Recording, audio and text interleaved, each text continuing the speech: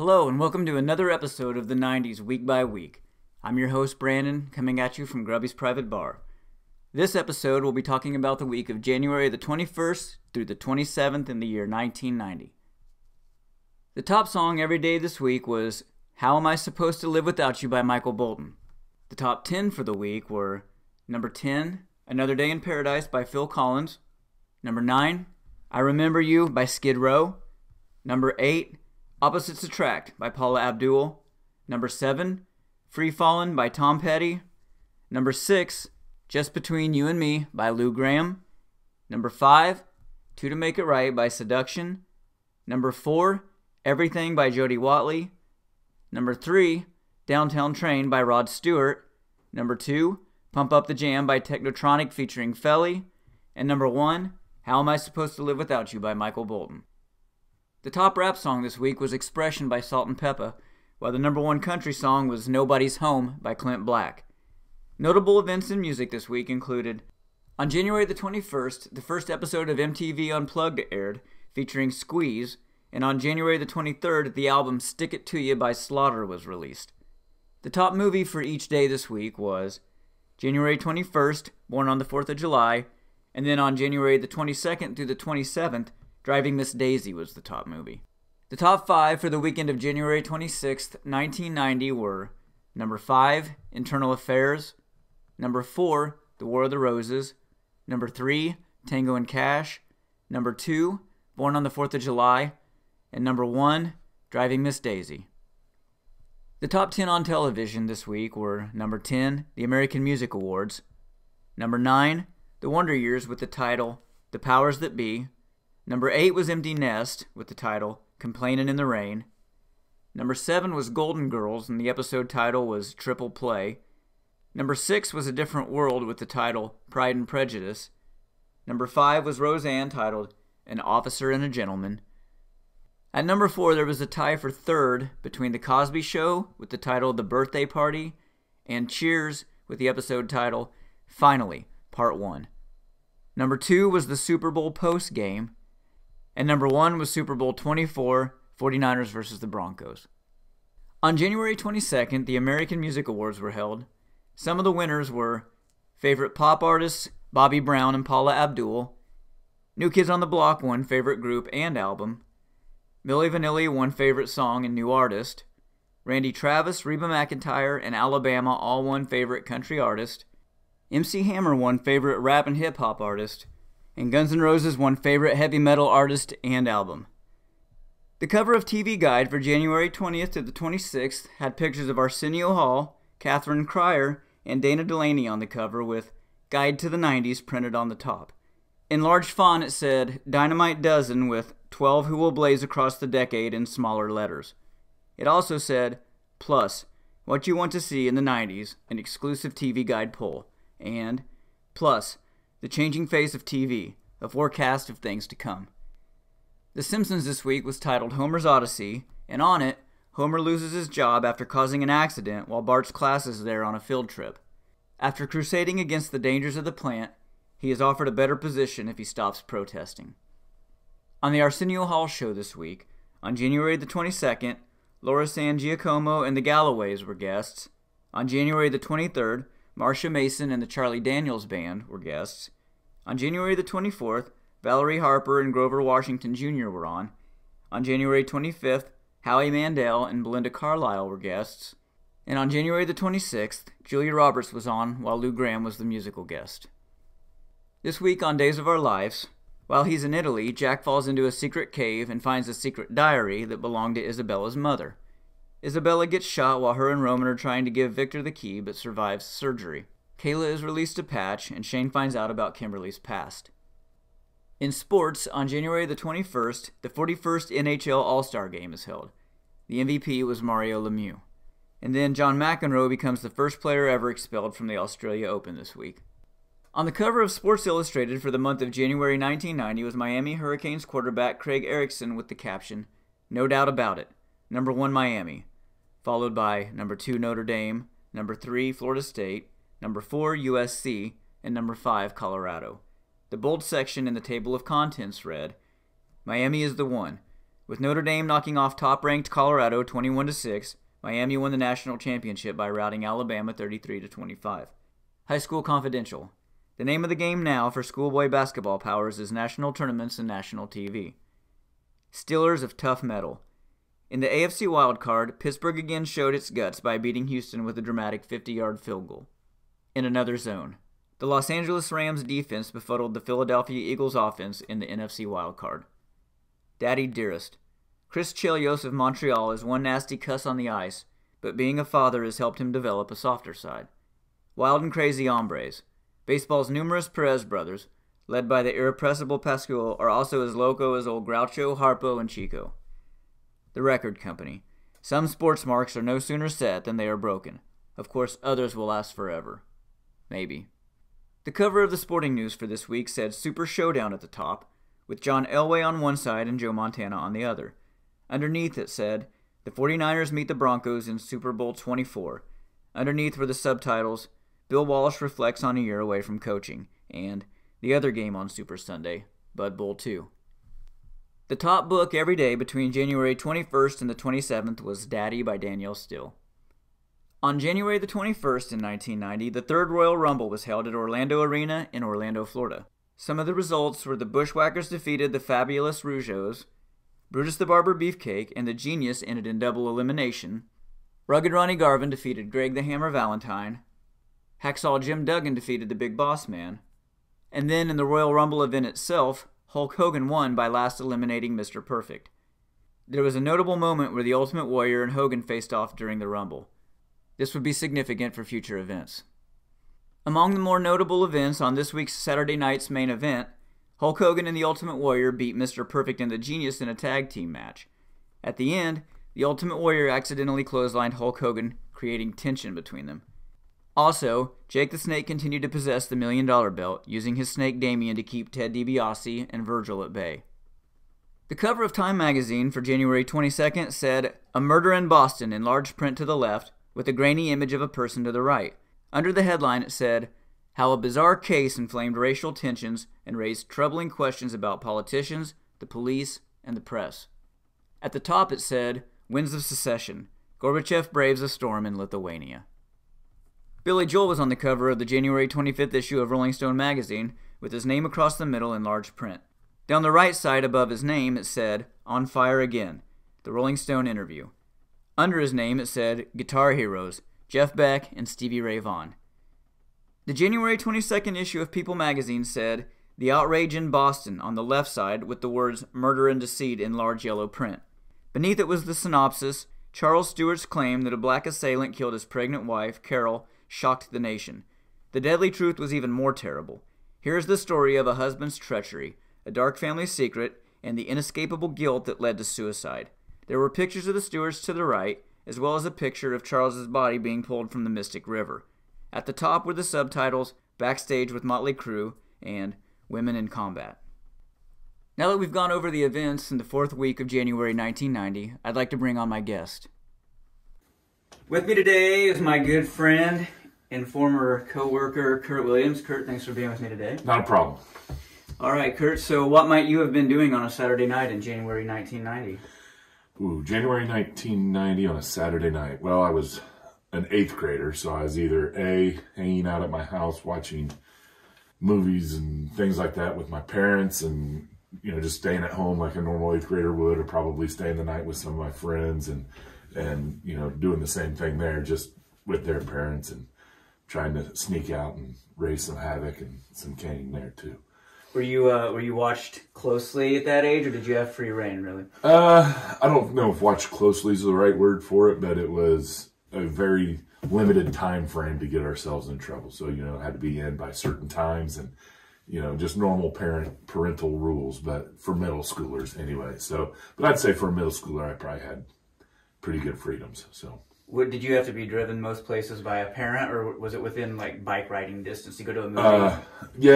Not to movies and things, but we did more like just play in the neighborhoods, and those were all within bike riding distance, our walking distance. All our friends were within a half mile of each other, so we did a lot of riding our bikes and things like that. If we needed to go to the mall or to the movies or things like that, you had to have a parent drive you though.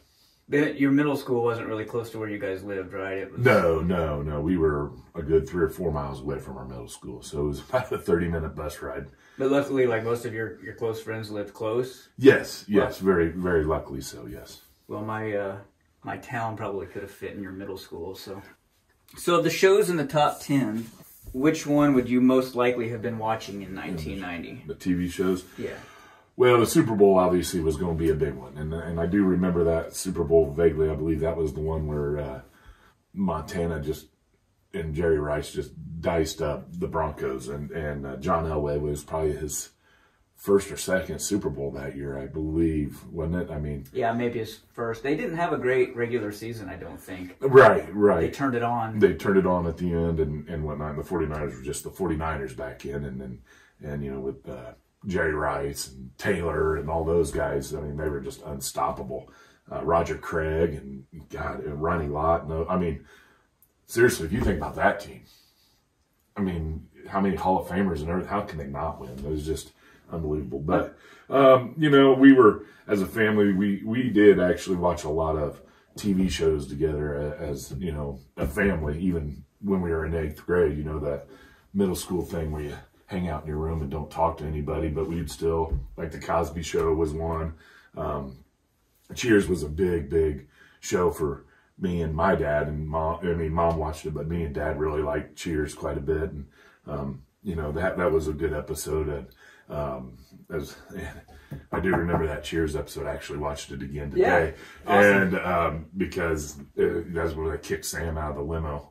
Yes, because Rebecca and the other and her boyfriend, whatever, in the rough part, right by the railroad tracks, he had to walk home. No money. He was ticked off. But you know, different world. I always liked the guy with the flip up glasses and Dwayne Wayne, and that was, you know, that A Different World was the Cosby spinoff, and so that was a good one. And I mean, who couldn't like the Wonder Years? You know, and being a middle school teacher now.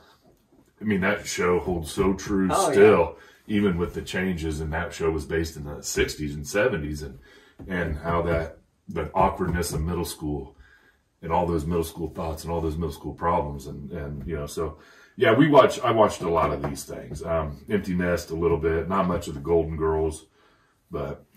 It's funny now that you say that, looking at how many shows deal with middle school age kids. Not just that, but Roseanne's got middle school age kids on it. The Simpsons. Yes. Middle school age kids. Yeah, Roseanne and The Simpsons was always big ones in our house too. I mean, that was what we did. We just kind of sat in the evenings and watched TV, and that was before, you know, you had to run kids to 20 different travel games a day, and, you know, that kind of stuff. So the funny thing when a couple of years back with the COVID and Netflix, you know, and Cheers was on Netflix, and so with not having to work and my kids not having to go to school, so they would stay up later than what we would normally let them, and my wife had to work anyway. We would pick a Cheers episode before we went to bed, and like one of the kids, I got 2 daughters, and one of the kids would pick the season and the other kid would pick the episode. Wow. And there were times it was kind of uncomfortable watching some of those shows with, you know, kids of elementary age. But, you know, I mean, it's just a great show. You kind of said you guys watched The Simpsons. Yes. You were a favorite or a Simpsons fan. Do you have a favorite character? Anybody you like? Oh, how can you not like Bart? And Homer. And Homer was great too. You know, those two are probably just the sarcastic banter between those two, and how, you know, Homer choke him, or, you know, those things that parents can't do. But, you know, I mean, it was good. But yeah, I liked Bart, liked Homer. I mean, and we've literally gone from being Bart to being Homer. Yes, exactly. That's exactly right. First T-shirt I ever bought with my own money was a Bart Simpson shirt. Oh, really? It was like holding a skateboard that said, you know, eat my shorts. Yeah. I had Bart Simpson eat my shorts shirt too. And, that's awesome. And actually, my first CD was one of my first CDs. I can't remember my exact first CD, but one of them was the Simpsons CD. Yeah. Where do the Bartman? Yeah. Yeah. Oh my gosh, I forgot about that. Yeah. Do the Bartman. So, Probably the sweet sounds of Lisa's saxophone. There were a few of the songs. What a god-awful CD. Oh, man, I'll bet. The 90s did some doozies there, like Jock Jams. And oh, yeah. Endless Love or Secret Love. Yes. The infomercials we'd all stay up and watch. Ridiculous. Kind of miss them. Who were you rooting for in 1990, the 49ers or the Broncos? I'm a Cowboys fan, always have been, and this was when they were really, really bad. This was before, I think the 90s, the early 90s was when they first got Troy Aikman and everything. So I really, if it wasn't the Cowboys playing, didn't really care. Probably, I remember we would go to big Super Bowl parties, and my parents' friends would have the big parties or whatever, and that's where we would go watch, and they had kids, and we would run around and play and half watch the game or whatever, and usually just hearing them scream and yell about their bets and different things like that is kind of who you'd started rooting for and that kind of thing. So. Brag about how much pop you drank. Right, yeah, exactly, exactly. Put down a six-pack. And you said you have like vague memories of that game. So yeah. You already touched on that. The Royal Rumble happened in this week in 1990. I was definitely a wrestling fan, and my guy was Brutus the Barber. Kind of ironic, he was a barber with a mullet. Did you follow wrestling at all? I did actually. And again, I was thinking about this earlier today too, that back then with the only like really good wrestling matches were like the pay-per-views. We didn't even have cable where I was growing up but until I was like maybe a freshman or sophomore in high school is when cable finally got out to where I live. And I don't live in the boondocks by any stretch of the imagination. So we had just regular antenna, the whole 3 TV stations and the dial that would change the antenna and you might pick up 59. Anyway, back to wrestling. Remember that, what was it, Saturday night main events? Yeah, I got a question about that. Oh, okay, then I won't go too far. No, go ahead. But that was really the only good wrestling you got. Yeah. And because the Saturday morning and the Sunday morning wrestling shows were like Hulk Hogan versus you, and this little cute little, the jobbers are now what you would call dark match guys, Yeah. And I mean, I was thinking about this today, like you get so pumped up because you just might get to see Randy Macho Man Savage wrestle, Tom Green, and he's just going to beat him up. But the guy in the script was always the same, the same. The guy would come out, he would start off hot. Then all of a sudden, the good guy would block his punch and then go. And then at the very end, somebody would run in and cause some big deal. But as far as the Royal Rumbles and WrestleManias and things like that, I didn't get to watch. Now, I did have a friend that he would get them and he would tape them. And then when we hung out, we would rewatch them. Yeah. So, but to remember anything about the Royal Rumble, I don't have. No, I'm with you. I didn't either. I got to watch. I think USA Network had like a Friday night or Saturday night show with Bobby Heenan and Gorilla Monsoon. Yeah. And they would talk. Yeah. I would get caught up that way. But you're right, and I don't think really WWF does that anymore where they have the really good guys beat up on a no name. Right. Now it's like. Yeah, I know wrestling fans are so spoiled now. Yeah. Because they get to watch good matches all the time. Yes. They don't get to suffer through, like I said, the Tom Greens of the world getting beat, just getting the tar beat out of them. Yeah, like 3-4 shows a week, competitor, all kinds of stuff. And the storyline keeps flowing. Where, if you remember too, those Saturday and Sunday morning, there was no storylines going on there. I mean, it's a male soap opera for Christ's sakes, and they would stop any storyline until they got to Saturday night's main event, which was like once every 3 months. Yeah. I mean, but that was crazy too when I was researching this. So, Saturday Night Main Event filmed before the Royal Rumble, but the commentary, they aired it after the Royal Rumble. So it filmed before the Royal Rumble and aired after the Royal Rumble, and they treated it like it was filmed after the Royal Rumble. Really? Yeah, of course they could pull that off back then. Right. Before the internet. Right. But yeah, it was crazy. Who was your guy? Did you have a guy? Well, how can you not like Hulk Hogan? But then you had Randy Macho Man Savage. And he was a heel around this time. Yeah, probably was. Because him and Hogan were feuding probably at some point. I'm trying to remember who he was in it with. It might have been Dusty Rhodes. Because I watched that Saturday Night Main Event and he wrestled somebody and I can't remember who it was. Like maybe Andre the Giant was in there. Yeah. So to have a favorite, you had to like Hulk Hogan. You just had to. The guy was always winning anyway. And how can you not? you know, and then the music, everything and everything about it. And you had Bruce the Barber was good, Jake the Snake, iconic, you know, and he'd always break out the python.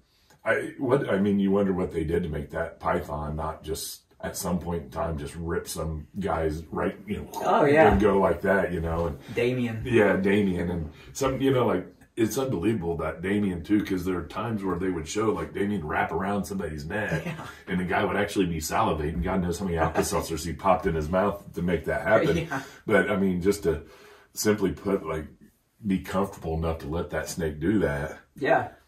And you wonder how many Damiens were out there. Oh, yeah. You know, I mean, was it the same snake every time, do you think? Good question. I'll look that up. You know, I mean, because he would carry it in that burlap sack. I mean, that had to that snake off. Right, and he would like fling it Yeah, he would fling it out there, and sometimes the other wrestler would act like he's leg dropping on it or something like that. Earthquake crushed it one time. Yeah, he was in the Saturday Night Main Event that I was watching. He's feuding with DiBiase, and he's got the $1 million belt. Yeah. And he's carrying the belt in that bag with Damien. So DiBiase can't get it. Yes. And he like pulled out, and the snake's going all around. Yes. It's like DiBiase's trying to get Virgil to go get it. And Virgil's like, no. Yeah, not this time. If you had been a WWF wrestler in 1990, what would your gimmick have been? Oh, jeez. That is a tough question. What would have my gimmick been?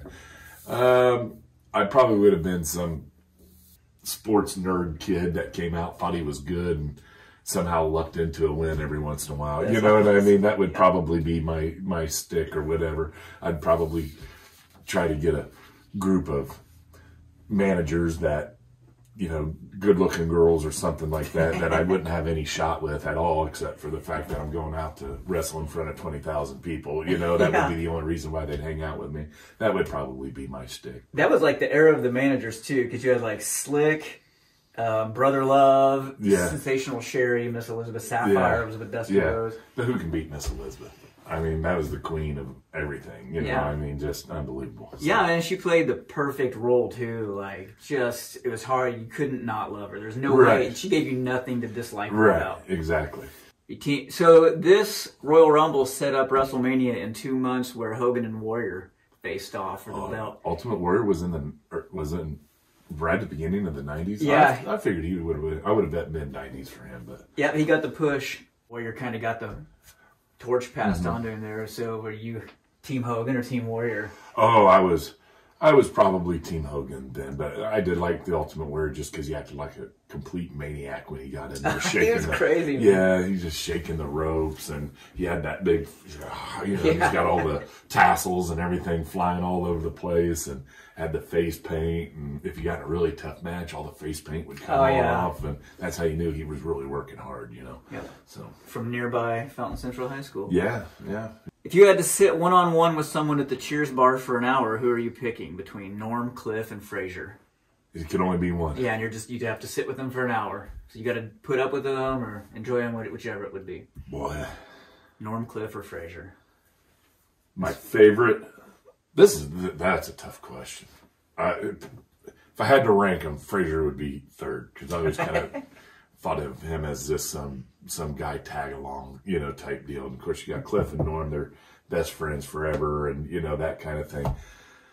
Probably, if I wanted to have lengthy conversation, Cliff would be the guy, you know. And then you would just sit there and, like, good thing this Cliff wasn't born in Google. Right. You know, I mean, because all the crap that he spewed, you would just look it up now. You know what I mean? That's the whole point of sitting around a bar and having a couple beers is to argue about things that you're probably wrong about. And both people are probably wrong about. But he was so full of it. So it would be fun just to listen to all the useless crap that he has. But man, to sit and just have a beer, how can you not go with Norm? I think Norm's my favorite because he has great one-liners. One-liners are amazing. Yeah, you know, and you know, like in the episode that's on here, like they went to the Greasy Spoon, you know, where Rebecca, you know, got all that, got the hamburger, and he's like, oh, that's a great place, you know, and like he knew every place. So everybody's got to love Norm, but to have conversation, if you wanted to just kill an hour, Cliff's the guy. Yeah. Cliff's the guy. Just a great show. Just a great show. Yeah.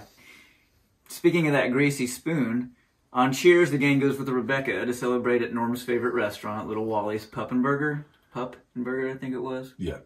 Where would you have wanted to go celebrate something at in 1990? Like around your home, where Pizza King. Pizza King was the place. Pizza King, without a doubt. Pizza King was the jam. We went there after games. We went there for birthday parties. They still have the train, but back then, man, that train coming through with your drinks, and it's pizza and everything else. In the same spot that it was then? No, actually, it was across from the fairgrounds. So now they got one here at Weall Plaza, and there's, little mom and pops. But yeah, Pizza King was the place. That's where you went to hang out.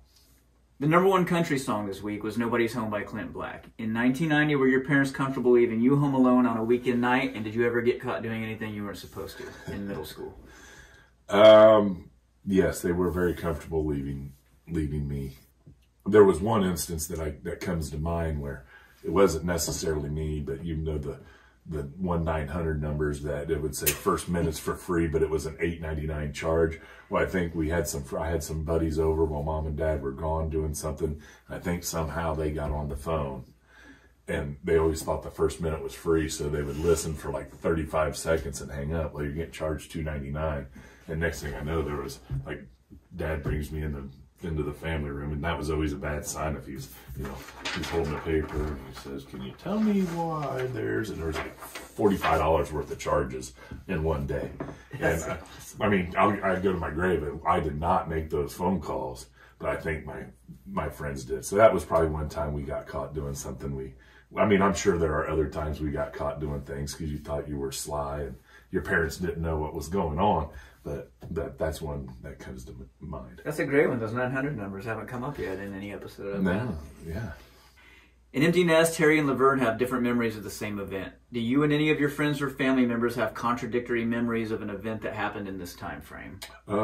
Probably a lot. Yeah. Probably a lot. And as a matter of fact, I got in an argument with a friend recently over, this is a friend I've known forever, still know, so obviously recently, but we were talking about stories and got an argument over, that's not how it happened. I didn't do that. Yes, you did. No, you didn't. And I think I ended up really storming out of the room angry and being angry the rest of the night over the whole thing. So yeah, I'm sure there are all kinds of different stories and that people recollect differently, especially 35 years later, how things really truly went down and how you viewed it. So that's one of the cool things about doing this is I'll remember some, like this song coming out in this time frame and then this television show airing in that same time frame. But then when I'm doing the research, they're like a year and a half apart. Yeah. And I'm like, where does the disconnect? How did I? Yeah. Yes. It's a weird phenomenon. Mm-hmm. On a different world, Dwayne says he's on the baseball team and Sinbad says, no, you were on the baseball bench. What did your athletic career look like in the 7th grade? Oh my. So I played basketball. I tried to play all sports. About the only thing I didn't do was wrestling.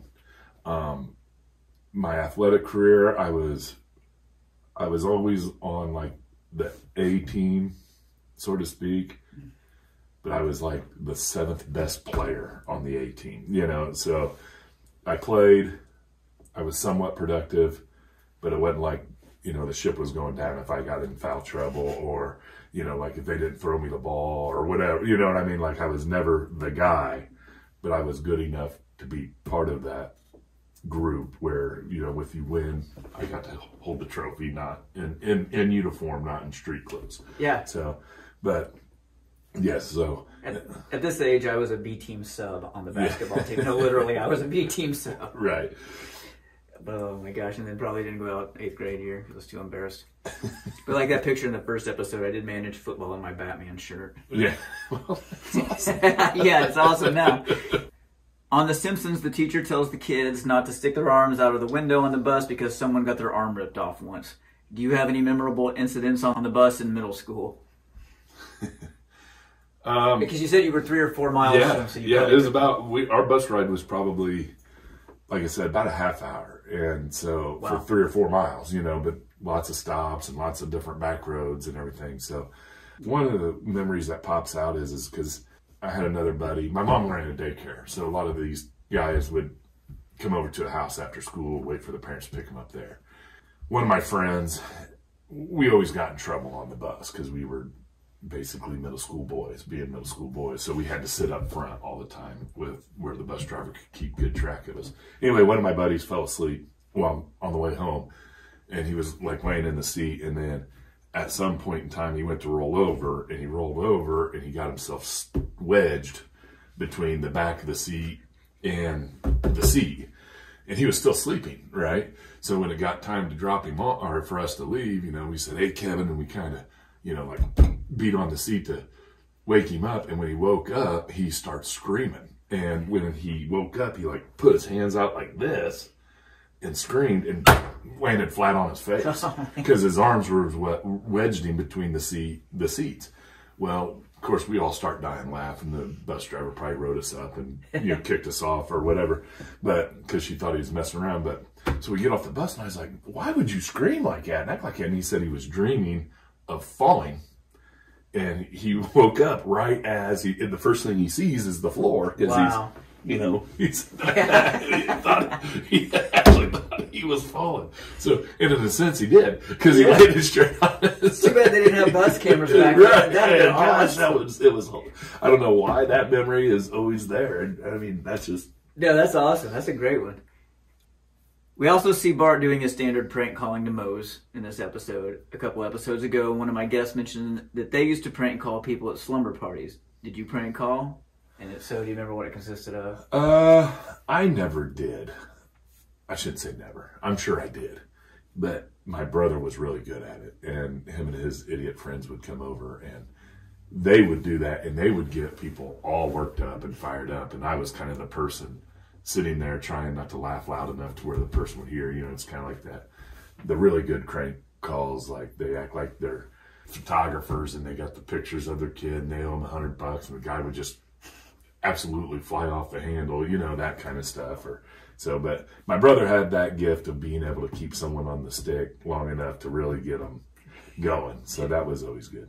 I think I was in the 6th grade, but I had some friends calling accused. They said they were the gym somebody, and they knew that I had been in the gym and broke in. They had me literally crying.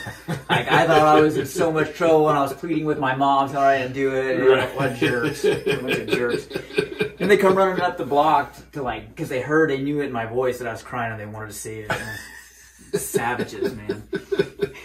And I had to play it off. Did you follow Technotronic's orders and pump up the jam? No, I did not pump up the jam. You're not in it. But again, one of those songs that is so 90s, but guaranteed if you go somewhere, they're playing Pump Up the Jam. Even now. You know, and guaranteed as soon as it comes up, the dance floor's jumping. You know, yeah. I mean, them and Criss Cross, you know, I mean, you play Jump Jump right now and everybody's, you know, raising the roof and having a great time with it. So, because I get bored driving Uber sometimes, I quit caring about my rating. Right. And I'll put on something like a 1990s playlist, you know, and you wouldn't believe like the people our kids' age that will sing Pump Up the Jam. Yeah. Like, they know it and they're singing it. I'm like, whoa, I thought that was going to be the one that got me a 3-star rating. I mean, you go anywhere and just start, you know, Pump Up the Jam. And guaranteed 4 or 5 people are going to go with you. You know, they're going with you at that point. And then they'll just carry it on, you know. Yep. So it's like being the first person that claps in a movie. Right. You know, then people just, you know, break the dance. The slow clap, and then everybody else will start clapping. And I mean, that's Pump Up the Jam right there. Oh, yes. It's definitely stood the test of time. This week, How Am I Supposed to Live Without You dealt a decisive blow to Another Day in Paradise's domination of the chart, wrestling it all the way down to the 10th spot.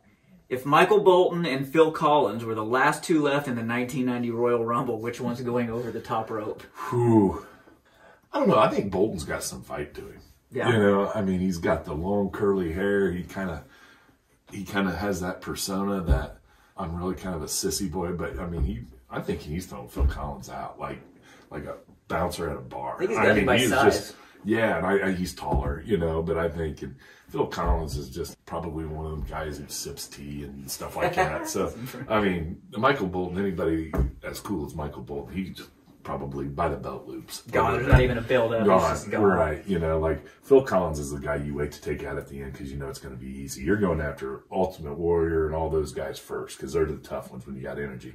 Phil Collins, you just stand over in the corner. I'll kick your later. You know, let's get rid of these guys first. Yeah, he's like, did you ever see Good Will Hunting? Yeah. He's like that snobby guy in the bar at the beginning that Matt Damon puts in his place. Yeah. How you like them apples? Yes, that guy, Yeah. That's Phil Collins is definitely the guy that, you know, probably looked up things and then said it to impress girls at a bar. You convinced me. Like, I wasn't sure going into this who I was picking, but I'm going with Michael Bolton. Michael Bolton also feels like one of those guys who you kind of laugh at and stuff, but then you find out he grew up on the streets. Yeah, you're probably right. Guy has a rap sheet. Right, you know. But found his release on the piano, and that's what brought him out of the... Yeah.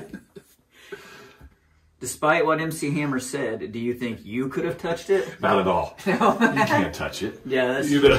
He says it over and over. You're right. Over and over and over again. But again, another one of those songs that you start singing that song and people are going to put their hands on their hips and start sliding sideways. Included. Right, you know, and then the baggy pants. No, definitely could not have touched it. Would have tried, would have got burnt and beat up. As a middle school teacher of many years now, you've seen a lot of middle school experiences. Was yours better or worse than most? I feel like I had a very good middle school experience. I would never go back. You know, I mean, I think the consensus of middle school, if you ask anybody, there's no way. Out of all the eras, middle school is one that you just kind of lock up in that box and you remember the good things and just try to bury 20 feet deep all the stupid middle school things that go on. And fortunately, I chose a career where I get to live stupid middle school things day in and day out. Yeah. You know, and so you see these kids going through this and you just kind of laugh because even with the technology now and the way kids got their phones and they got the, you know, all the social media and everything else that we didn't have, and they still have the same problems. You know, they're friends with this person one day and they're enemies the next, and you know, they still run their mouth, they just do it a different way. But I would never go back to middle school, but I did have a good middle school experience. That's awesome. Mine was horrific. Like, I mean, it can always be worse. Yeah, mine was bad. Yeah. But for some reason, I'm only remembering, like you said, you bury all of it 20-something deep, you know. I'm remembering a lot of these things in a glamorized way. Right. In my head, like, it'd be kind of cool to step back and hear this song going on and singing that.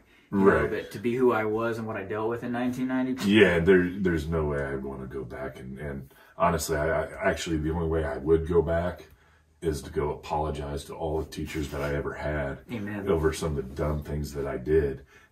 Are you still friends with your middle school friends? Yes. Yeah. Yes. Matter of fact, hung out with like 3 of them last night. You know, yeah.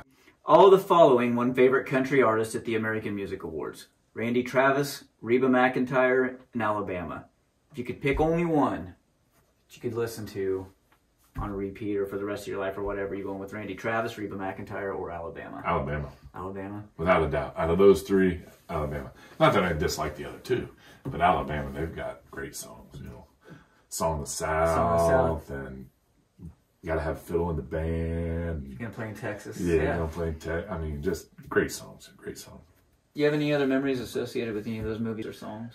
I'm a little disappointed we didn't talk about Tango and Cash. I haven't seen it. I tried to watch it and you have to pay for it. You have not seen Tango and Cash? I wish I could have, because then we could be sitting here talking about it. Right now. I mean, that would have taken up the whole 52 minutes right there. That good? I mean, think about this. You have Sylvester Stallone coming off Rocky 3-ish, somewhere in there, because he hadn't ended the Cold War yet with Russia. But you got Sly, you got Kurt Russell, 2 mega superstars. Tango and Cash is a stereotypical 90s movie. Terrible one-liners that still, when you see it, you're like, yeah, that's funny. You know, I mean, now, but it's so cheesy now. But in the 90s, you know, and better one-liners than Roadhouse? No way. But similar, like, and now if Stallone and Russell made a movie like Tango and Cash, it would be shredded to tears online. And their careers would be over. Yes. You know, but as we know, they were like at their peak when they made that. So everybody wanted to go see it, which is probably the only reason why it was number 3 on the list. And it was just not a good movie. But it had great one-liners, and it was so just I mean, so it's such a 90s movie, but yeah. I literally went to watch it yesterday, and since I couldn't because I wanted to pay $3 because I can get a bunch of other for free on my streaming services, Right.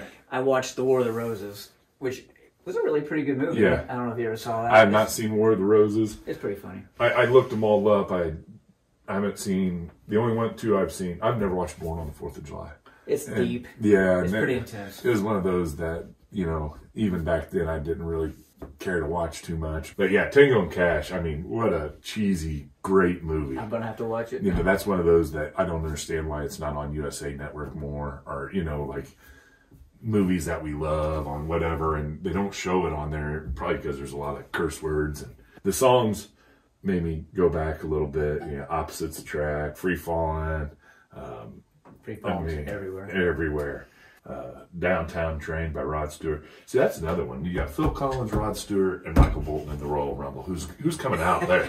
Rod Stewart was like a semi-professional soccer player, I think. Yeah. So he's pretty athletic. He's a pretty athletic dude. You know, I think he probably. But again, you got the street smarts of Michael Bolton. We've already known that Phil Collins he's the third guy out. You know, and so he's out. But do they gang up on him? And just beat like they do in Royal Rumble. And just beat the out of him for fun of it because he's Phil Collins and you're just going to have to do that to him? Yeah. Or does Phil Collins stand back and let the other two whoop up on each other? Right. Because you've got, you know, Rod Stewart's got the obvious athleticism. Michael Bolton's got the intangibles. Right. He's street.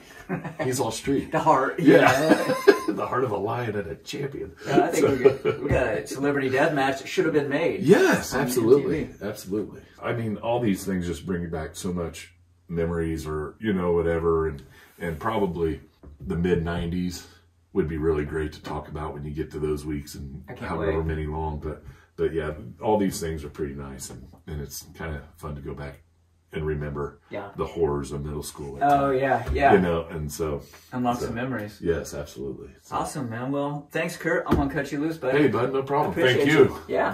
And thank you for joining us for this episode of the 90s Week by Week.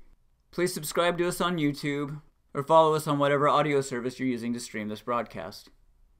You can find links to our accounts on the various social media platforms by visiting the 90sweekbyweek.com. Till next time.